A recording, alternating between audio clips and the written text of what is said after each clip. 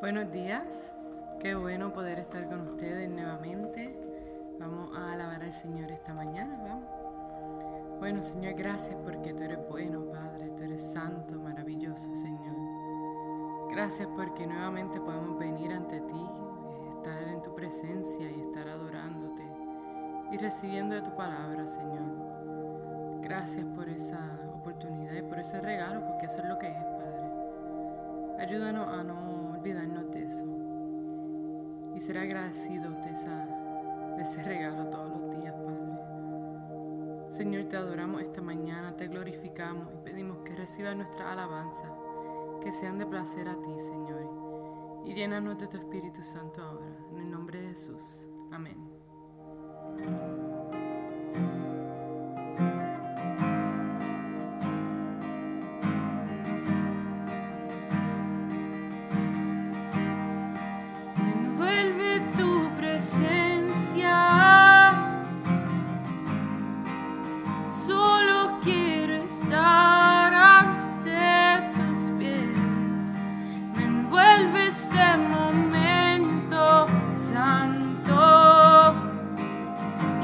Quiero ir,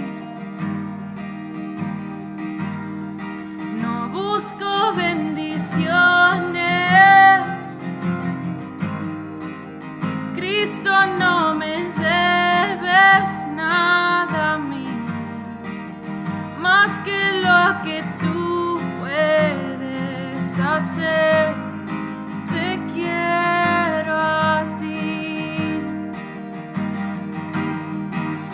Vuelve tu presencia, solo quiero estar ante tus pies. Envuelve este momento santo y no me quiero ir. No busco bendiciones,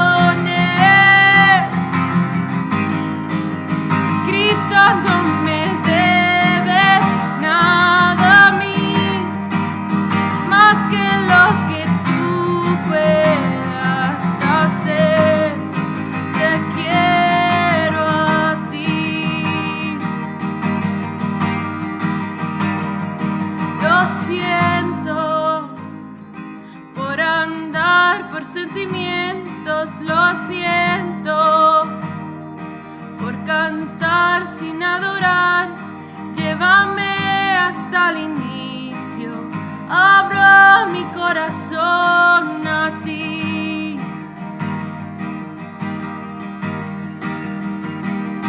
Lo siento por buscar lo mío primero, lo siento por olvidar que bastas tú. Llévame hasta el inicio, abro mi corazón a ti. Me envuelve tu presencia, solo quiero estar ante tus pies. Me envuelve este momento santo, quiero ir. No busco bendiciones, Cristo, no me debes nada a mí, más que lo que tú puedas hacer. Te quiero a ti. Te quiero a ti y nada más, nada más, nada bastará. Te quiero a ti y nada más, nada más, nada bastará. Te quiero a ti. Nada más, nada más, nada más.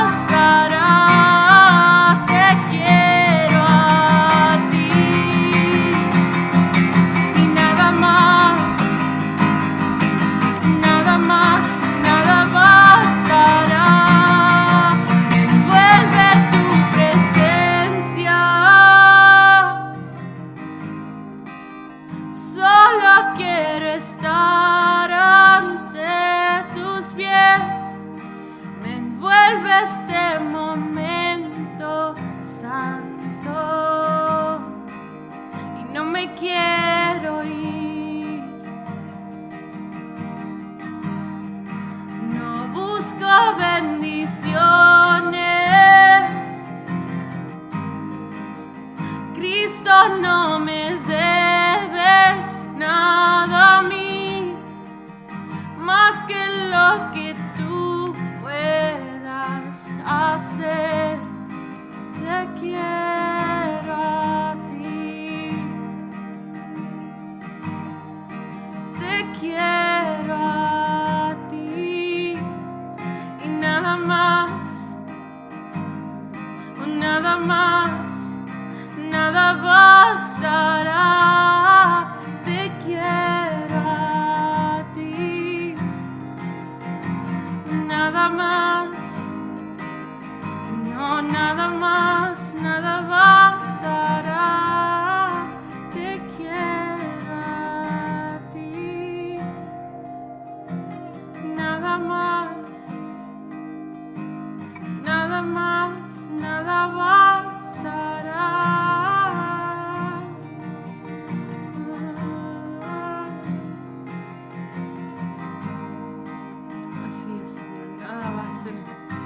Nada bastará para nosotros, Señor. Nada más que tú, nada más que tu Hijo y tu presencia, Señor. Gracias por ese regalo, gracias por este momento que podemos tener contigo, Señor.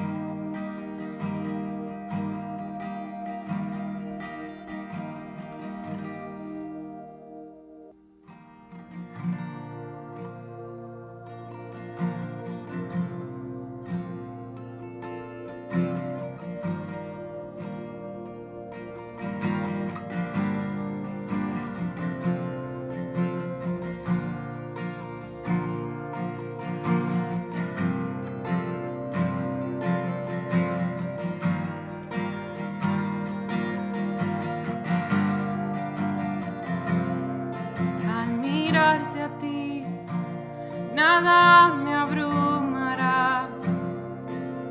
Quiero verte, conocer tu voluntad. Al mirarte a ti, nada me faltará. Quiero verte y hacer tu voluntad.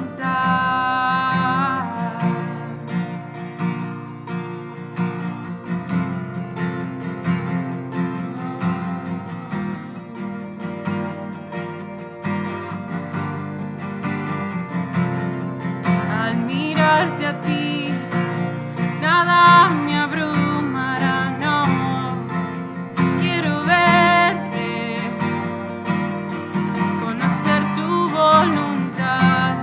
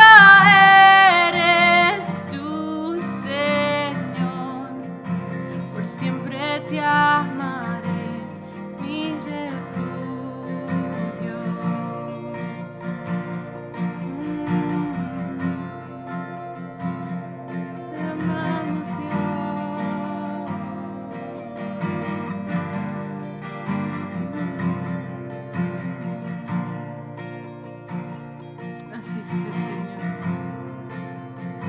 Te amamos, Padre, por siempre y toda la eternidad.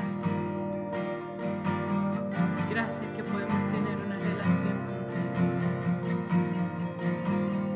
Gracias que podemos estar aquí en tu presencia y adorándote. Que podemos recibir de tu palabra. Santo eres, Señor. Y te mereces todo esto y mucho más.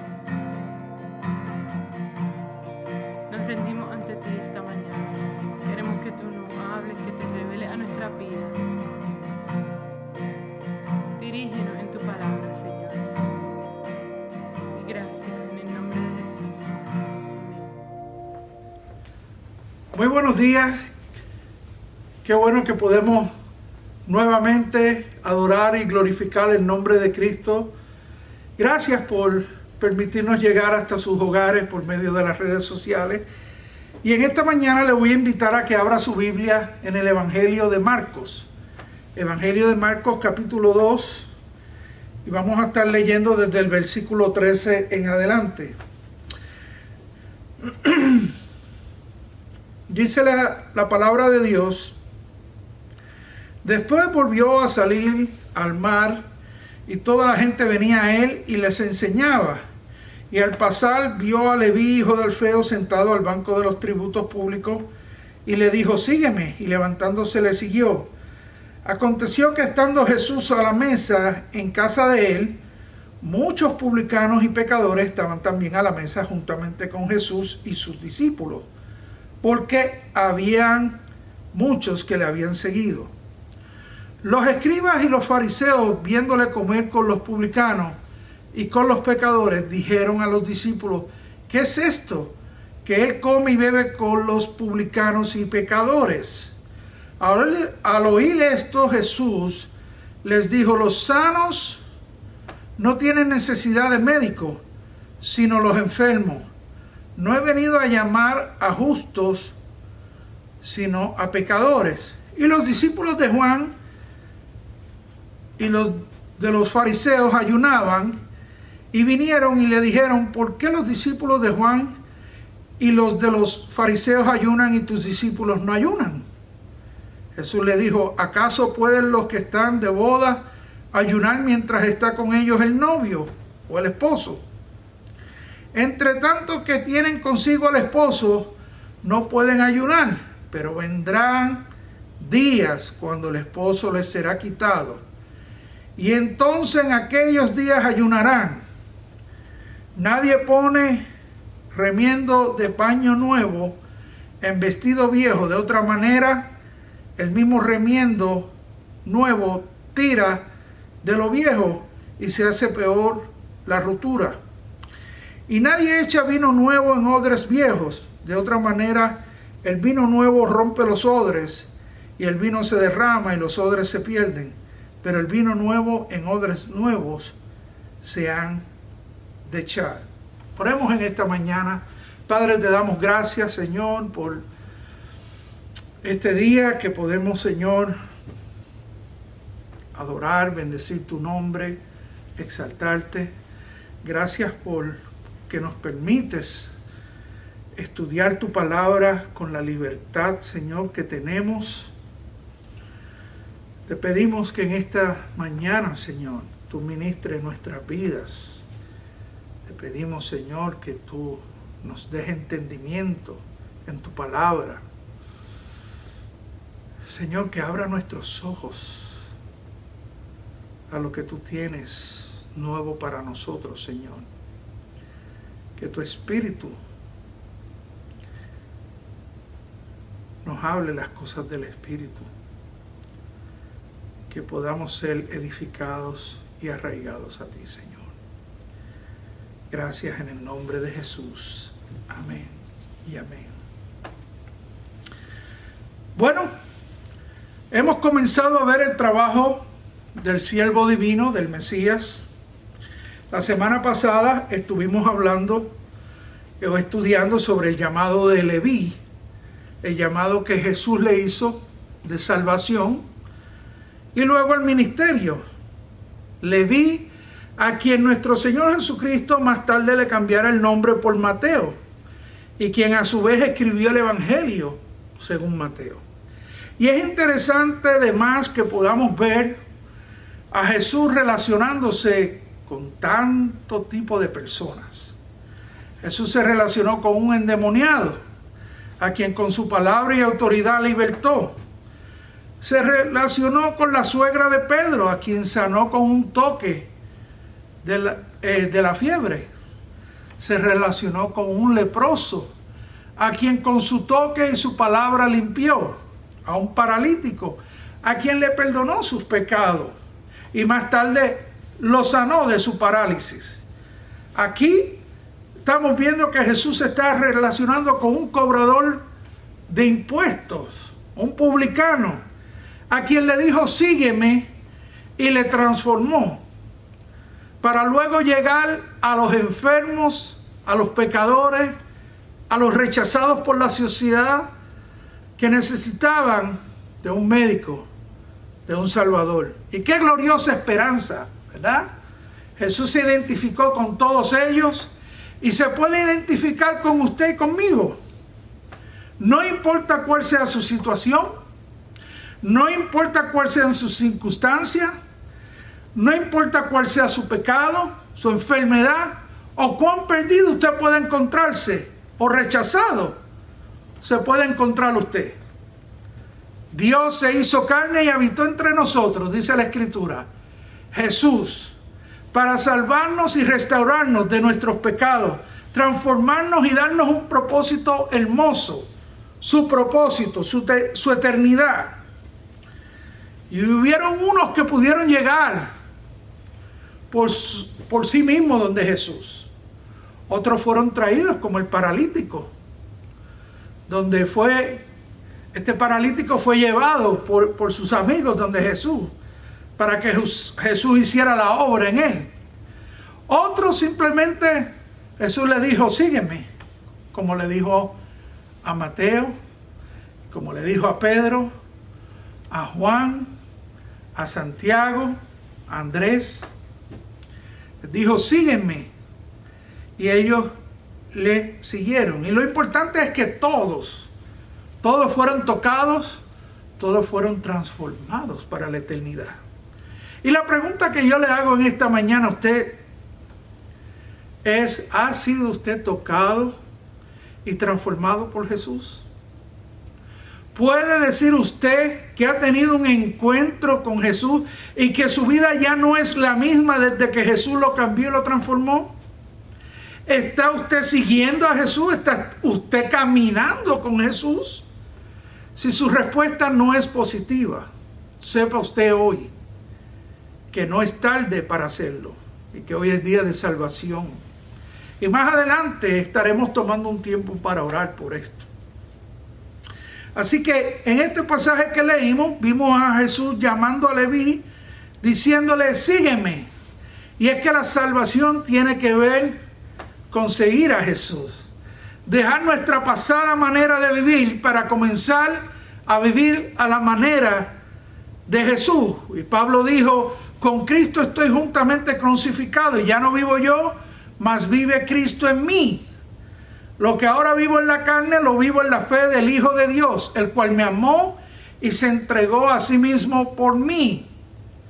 También dijo Pablo: pues aunque andamos en la carne, no militamos según la carne, dando a entender que no caminamos en la carne, que aunque estamos aquí físicamente, no militamos físicamente, que es espiritualmente, ¿verdad? Que militamos. También Pablo dijo: hermanos, yo mismo no pretendo haberlo alcanzado todo, pero una cosa hago, olvidándome ciertamente de lo que queda atrás y extendiéndome a lo que está por delante, prosigo a la meta, el premio del supremo llamamiento de Dios en Cristo Jesús. Hay muchas personas que siguen arrastrando el pasado, y Pablo nos dice aquí: olvídate del pasado, ya tú no puedes arreglar el pasado.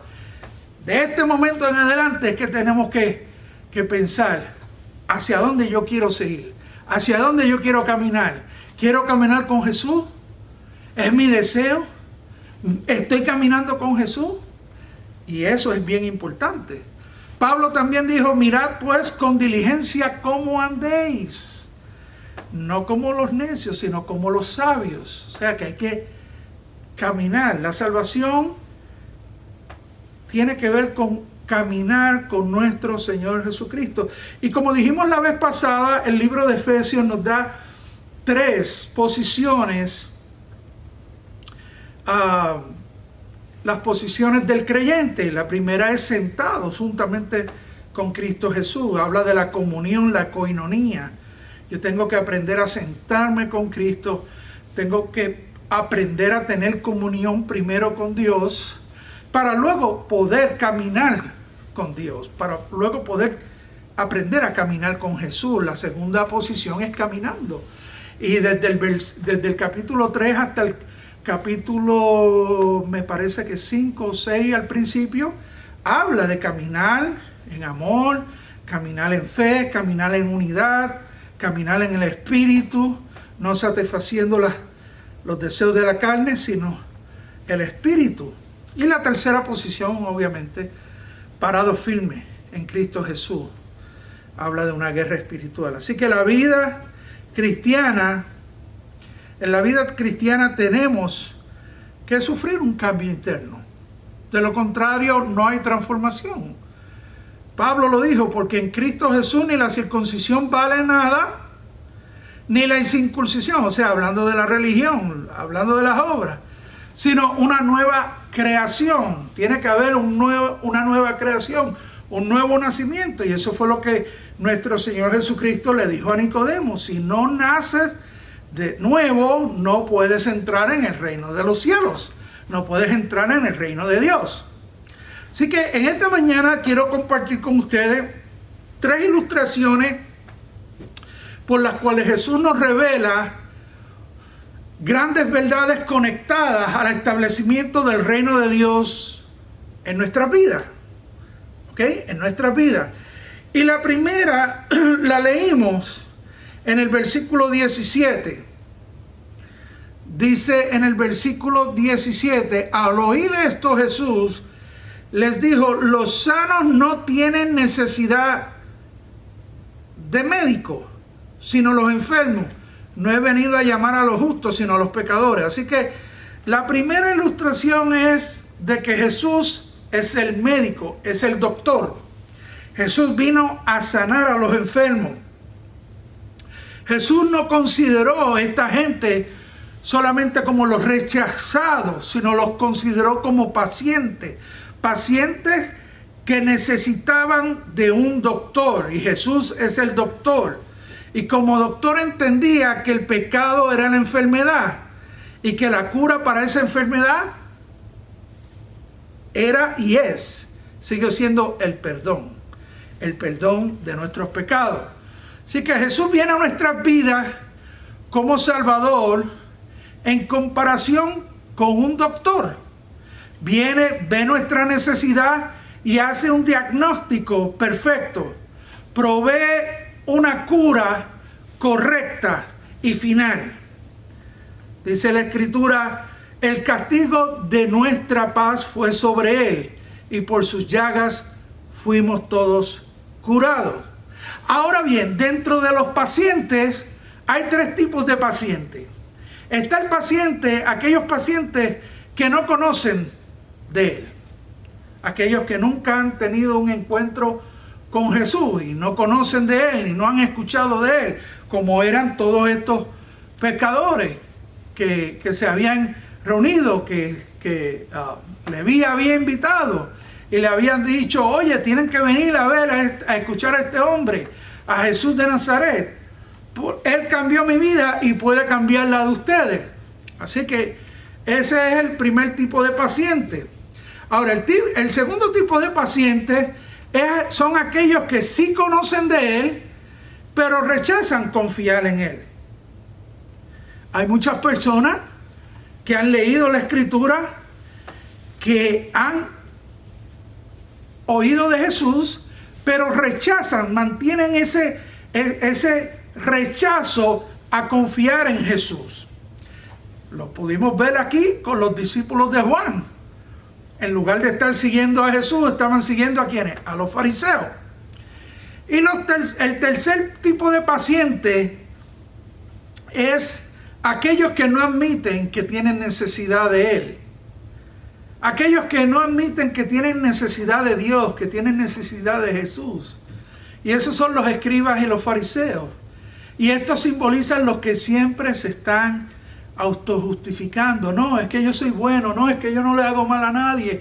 No, es que yo hago muchas obras. Es que yo tengo un corazón tan bondadoso. No, es que de verdad con todo lo bueno que yo soy, yo me he ganado el cielo. Y lamentablemente viven en el mundo de una fantasía. Es una falacia en donde están viviendo. Aquí Jesús hace una comparación básicamente de un verdadero doctor, un doctor genuino,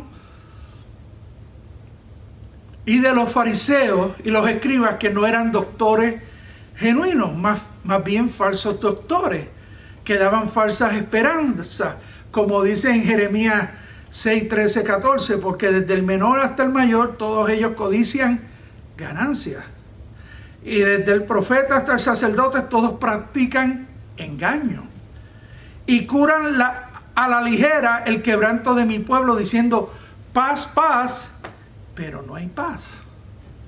Así que aquí Jesús hace una comparación básicamente entre un doctor genuino y un doctor falso, ¿verdad? Ellos declaraban que traían medicina espiritual a las personas, pero en realidad lo que hacían era aplicar una medicina débil por encima de los síntomas y no iban a la raíz del problema, al corazón pecaminoso. Y la Escritura dice: engañoso es el corazón más que todas las cosas y perverso, ¿quién lo conocerá? Así que eran doctores que no servían para el propósito, pero Jesús es el doctor perfecto para sanarnos de nuestro pecado. Él siempre está disponible, Él siempre hace el diagnóstico perfecto, Él provee la cura completa y hasta paga los gastos médicos. Así que Jesús vino a salvar a los pecadores. Como dijo Pablo, Cristo Jesús vino al mundo para salvar a los pecadores, de los cuales yo soy el primero, en 1 Timoteo 1:15. Así que la primera ilustración que podemos ver aquí es la de Jesús como un doctor que viene a proveer no solo el tratamiento correcto, sino que viene a hacer la obra perfecta en usted y en mí también, como lo hizo en la obra de estos hombres. La segunda ilustración que vemos, la vemos en el versículo 18 al 20. Dice: y los discípulos de Juan y los de los fariseos ayunaban y vinieron y le dijeron: ¿por qué los discípulos de Juan y los de los fariseos ayunan y tus discípulos no ayunan? Perdón. Jesús les dijo: ¿acaso pueden los que están de boda ayunar mientras está con ellos el esposo? Entre tanto que tienen consigo al esposo no pueden ayunar, pero vendrán días cuando el esposo les será quitado y entonces en aquellos días ayunarán. Así que aquí la segunda ilustración que Jesús nos presenta es la ilustración del novio o del esposo, ¿verdad? Del esposo en la boda. Así que durante este tiempo en casa de Leví continuó el asombro, la incomodidad, la molestia, y no solo por parte de los escribas y de los fariseos, sino que ahora se juntaban los discípulos de Juan. Juan había hecho un trabajo bueno. Juan había hecho su trabajo como precursor del Mesías.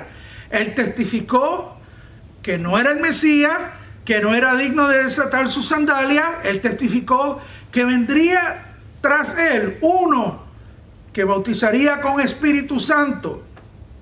Él testificó que era necesario que él menguara, pero que Jesús creciera. Así que Juan hizo lo correcto. Juan hizo lo que tenía que hacer y discipuló a la gente de la manera correcta, porque él mismo le dijo, he aquí el Cordero de Dios que quita el pecado del mundo. Así que él como precursor y como maestro, y si usted lo quiere poner así como pastor, nosotros tenemos la responsabilidad de llevar a la gente ¿a dónde? A Jesús. Nosotros no tenemos ningún poder, solo el poder del Espíritu Santo, pero es para vivir vidas justas y que agraden a Dios. Y el poder del Espíritu Santo es para Él utilizarnos de la manera que Él nos quiere utilizar. Pero nosotros tenemos que llevar a la gente ¿a dónde? A Jesús. Él es el único que puede transformar, Él es el único que puede sanar, Él es el único que puede salvar las vidas. Así que Juan hizo lo correcto, llevó a la gente. Pero estos discípulos, en lugar de seguir a Jesús, tomaron la dirección equivocada o la dirección incorrecta. Se fueron a seguir a los fariseos, se quedaron estancados en su religión y en su tradición. Y hoy día pasa mucho. La gente, en lugar de seguir a Cristo, siguen a los hombres, siguen las religiones, siguen las denominaciones y terminan como estos, asombrados, incómodos, molestos cuando ven que Dios hace cosas grandes en otras personas.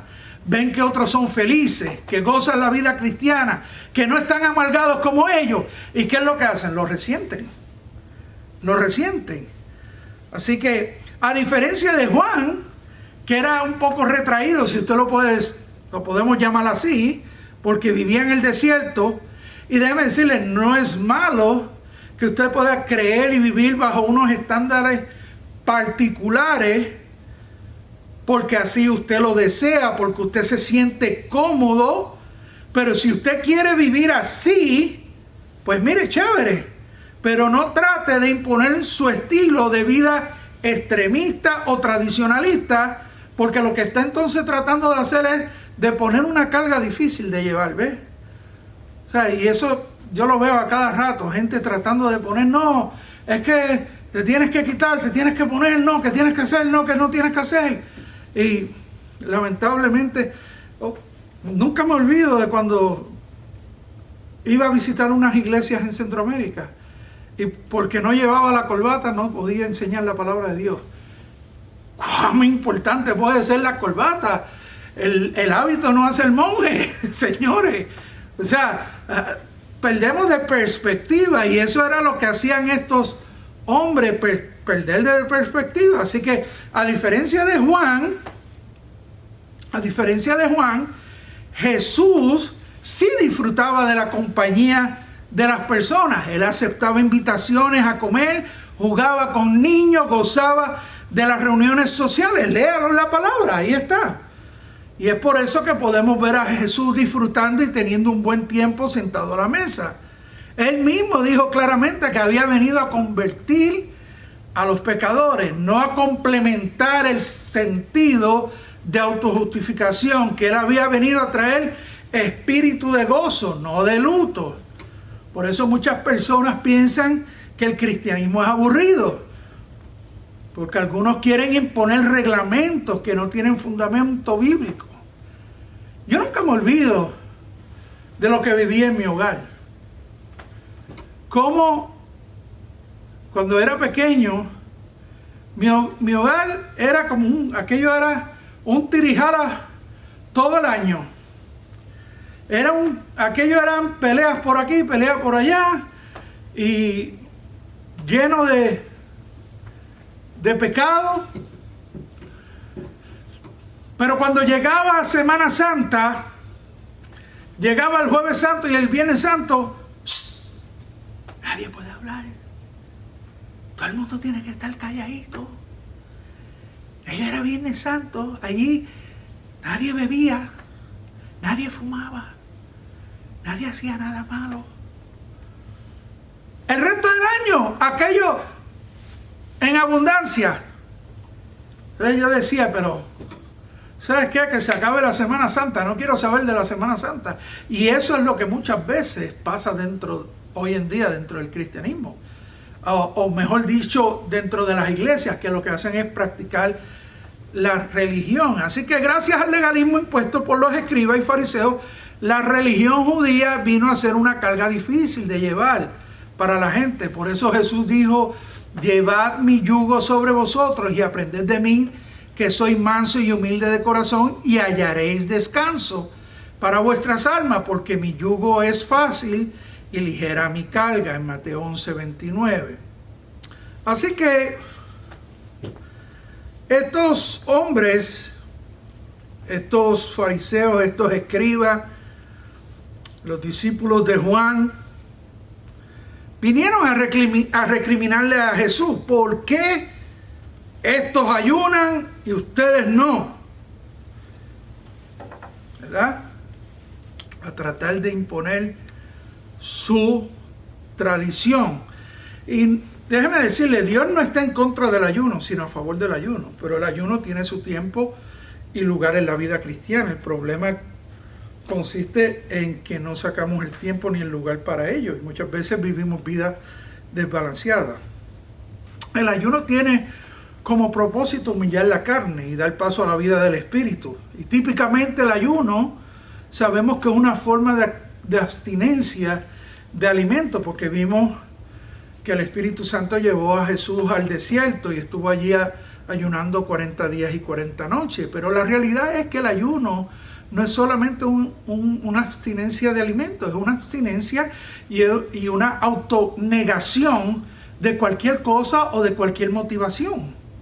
En el Antiguo Testamento hay varios casos de ayuno, y en específico el de Daniel, donde estuvo ayunando, afligiéndose mientras esperaba por Dios, orando, y le fue dada la respuesta, aunque un poco tarde, porque dice la Escritura que el príncipe de Persia se interpuso para esa respuesta. Pero llegó la respuesta, la revelación gloriosa de las 70 semanas, las famosas 70 semanas de Daniel, donde hablaba con exactitud la venida del Mesías. Así que usted lo puede buscar en el libro de Daniel.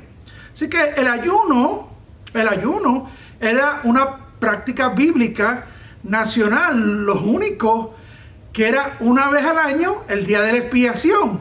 Pero los fariseos y los escribas lo cambiaron todo y dijeron: no, eso no es suficiente. Lo sacaron de contexto y dijeron: aquí hay que ayunar más de una vez al año, aquí hay que ayunar 2 veces a la semana, lunes y jueves. Entonces ya la gente como que dijo: wait a minute, tú sabes, de una vez al año ahora ustedes lo van a poner 2 veces a la semana. Y entonces ahí fue donde crearon una carga difícil de llevar. Ya no era lo que decía la ley, sino lo que ellos imponían. Y no solo lo habían sacado de proporción. Oiga bien esto: si usted lee Isaías 58, usted va a encontrar en Isaías 58 lo que Dios le dijo al profeta de lo que hacían estos judíos. Ellos lo que hacían era ayunar buscando su propio gusto, o sea que no era para mortificar la carne, o una abstinencia, o una autonegación de algo, sino era buscando su propio gusto. Oprimían a sus empleados, a sus trabajadores, ayunaban para estar en contiendas y herir con el puño inicuamente. Por favor, ¿de qué estamos hablando? O sea, el ayuno debía ser algo en secreto, y estos anunciaban a diestra y a siniestra que estaban ayunando.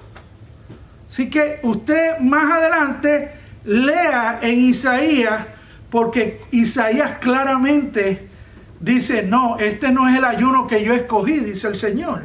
El ayuno que yo escogí es este. Es una abstinencia, una autodisciplina, renunciando al regocijo de la carne para hacer la voluntad de Dios. Así que Jesús le estaba indicando que la vida no era solo un funeral, sino que era una fiesta de boda. Para los judíos, una boda era motivo de fiesta. Yo sé que para nosotros también. Durante esa celebración habían aspectos de la ley y de sus tradiciones que eran puestos a un lado por ese momento de festejo.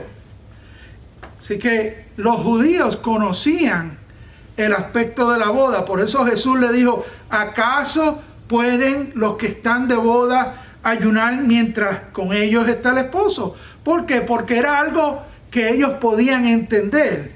O sea, los judíos conocían el aspecto de una boda en el Antiguo Testamento, ya que para ellos representaba que ellos estaban casados con Jehová y que ellos solamente le pertenecían a él.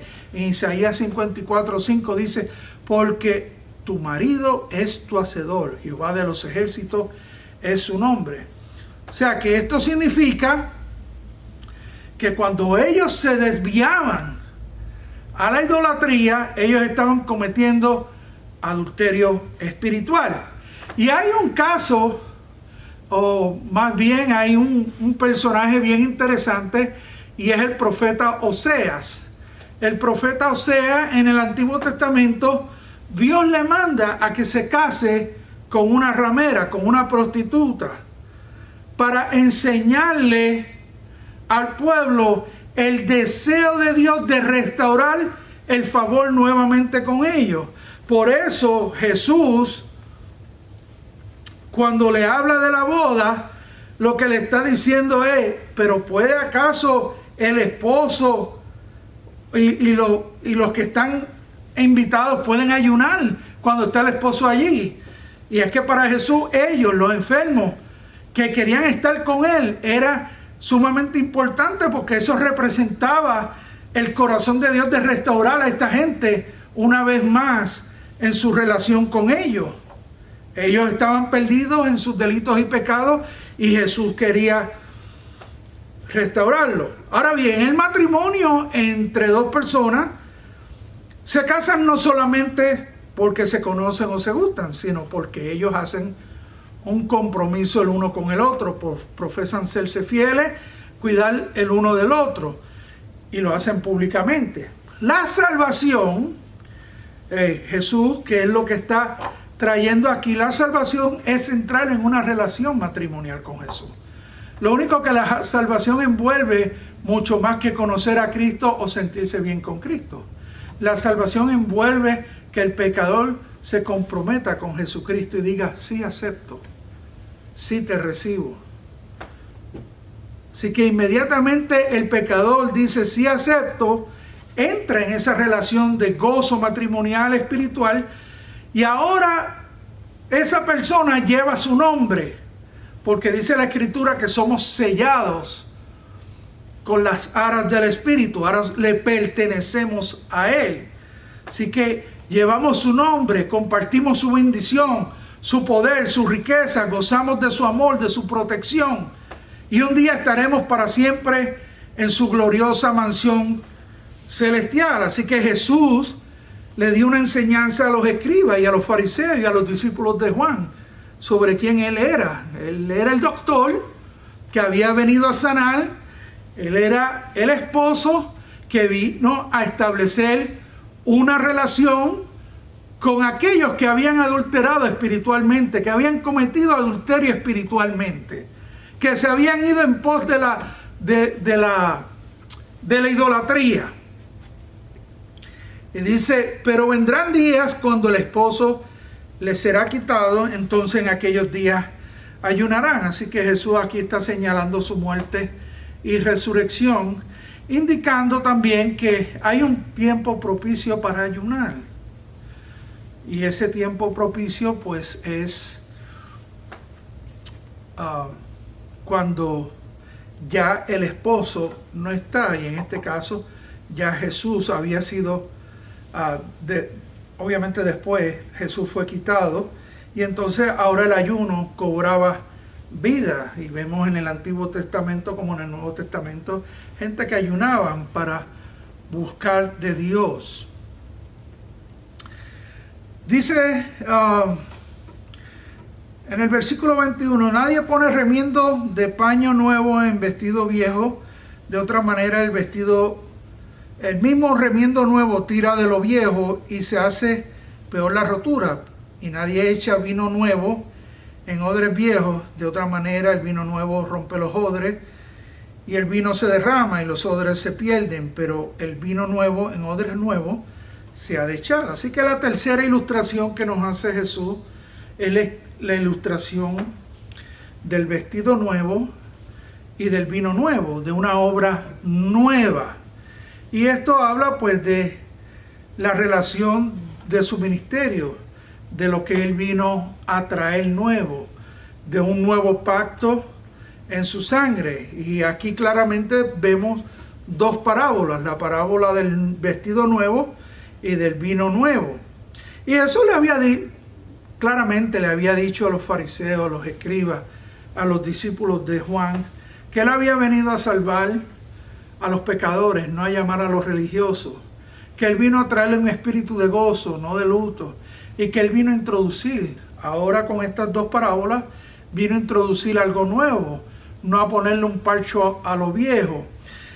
Quiero que leamos un momento el pasaje paralelo de Lucas 5:36. Dice, nadie corta un pedazo de un vestido nuevo y lo pone en un vestido viejo, pues si lo hace, no solamente rompe el nuevo, sino que el remiendo sacado de él no armoniza con el viejo.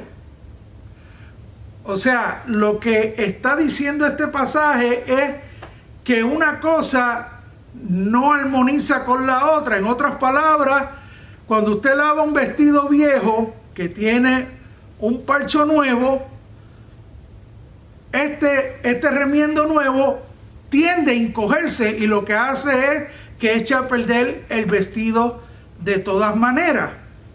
Así que Jesús vino a establecer algo nuevo, no a unir algo nuevo con lo viejo.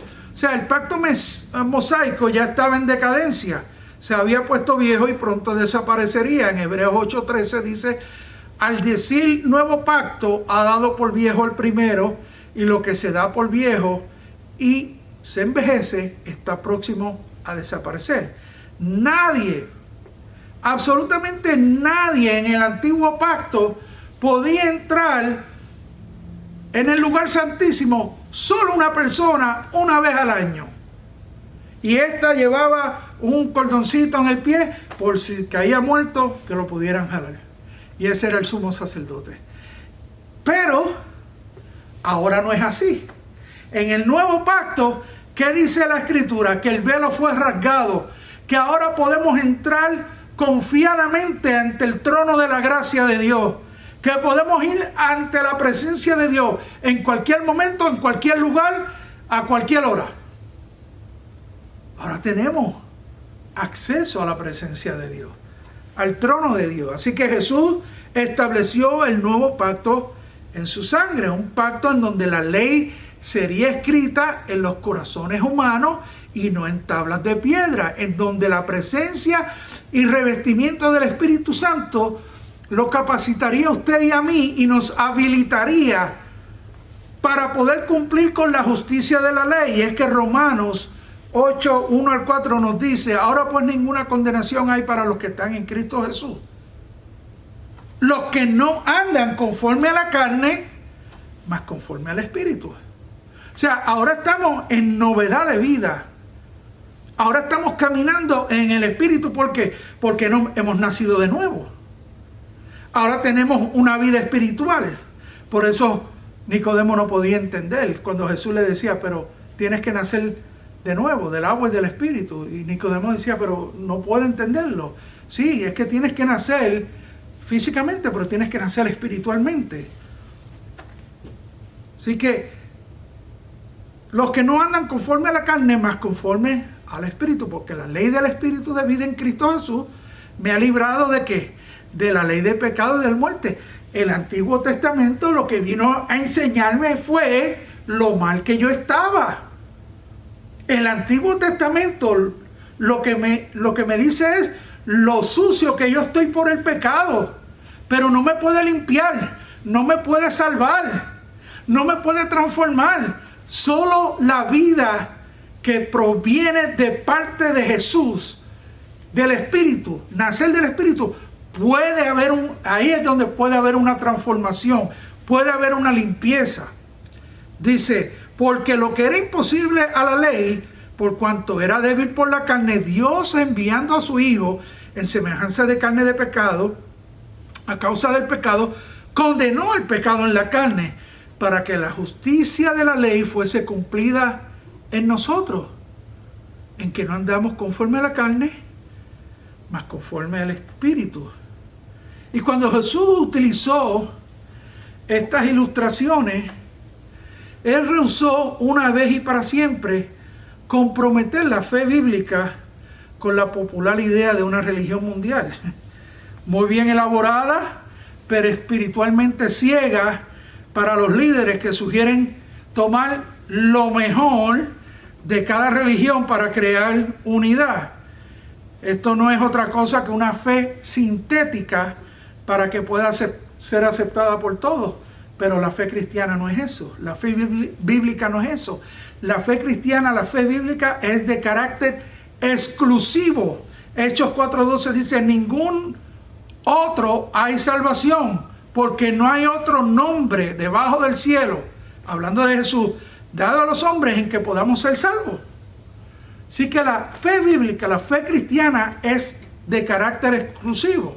Así que la ley para usted y para mí termina en la cruz del Calvario con el sacrificio perfecto ofrecido una vez y para siempre por los pecados del mundo.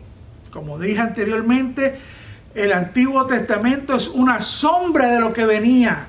Y no estoy diciendo que el Antiguo Testamento está, que no debemos leerlo, que no debemos estudiarlo, que no debemos aplicar cosas. Sí, hay cosas que tenemos que leer, aplicar en nuestra vida. Pero el Antiguo Testamento lo que nos está mostrando es la realidad del Nuevo Testamento. Toda la escritura, toda, desde Génesis hasta Apocalipsis, es inspirada por Dios. Toda la tenemos que leer. Así que la ley lo único que hace es mostrarnos cuán mal estamos. No nos puede curar, solo Jesús nos puede curar. Así que Jesús le dijo, nadie echa un vino nuevo en odres viejos. De otra manera, el vino nuevo rompe los odres, se pierde el vino y también los odres. Más bien el vino nuevo se echa en donde, en odres nuevos. La ley fue dada por Moisés, pero la gracia y la verdad vino por nuestro Señor Jesucristo. Así que la respuesta de Jesús, de nuestro Señor, fue claramente para hacer una distinción entre la legalidad del pasado y la gracia que Él vino a revelar. Romanos 11:6, después usted lo puede leer, habla de que si es por gracia, pues no es por obra, porque de otra manera entonces la gracia ya no es gracia. No es posible poner el vino nuevo de la gracia en las formas de la ley, porque entonces una cosa anula la otra. Y es triste y trágico ver cómo hay gente que no quieren soltar las tradiciones religiosas ya muertas, cuando ellos pueden echar mano de la verdad espiritual que da vida. ¿Por qué abrazar una sombra cuando podemos abrazar la realidad a Jesús? ¿Me entiendes? Hay gente, hay iglesias que quieren vivir en el tabernáculo de Moisés, que quieren vivir en el tabernáculo de David. Y vamos a restaurar el tabernáculo de Moisés, y vamos a restaurar el tabernáculo de David. Mire, eso era para Israel, eso no era para la iglesia. La iglesia claramente, el periodo de la iglesia, la dispensación de la iglesia, comenzó con nuestro Señor Jesucristo y va a terminar con el rapto. Luego entonces que hayamos salido de aquí, entra la última semana de las 70 semanas de Daniel. No voy a entrar en eso ahora, pero es importante que podamos hacer esa diferenciación, ¿me entiende?, entre lo que es la iglesia y lo que es Israel. Hay gente que confunde esto. Así que este pasaje Jesús lo que prácticamente les estaba diciendo lo nuevo que yo traigo es el nuevo nacimiento. Ahora es un corazón nuevo. Yo voy a transformar el corazón de piedra por un corazón de carne. Y ¿sabe algo? Haga una notita por ahí. 3 distintivos de un verdadero creyente, o 3 distintivos de una persona que ha nacido de nuevo. Es bien simple. El fruto del Espíritu. El fruto del Espíritu, que es amor.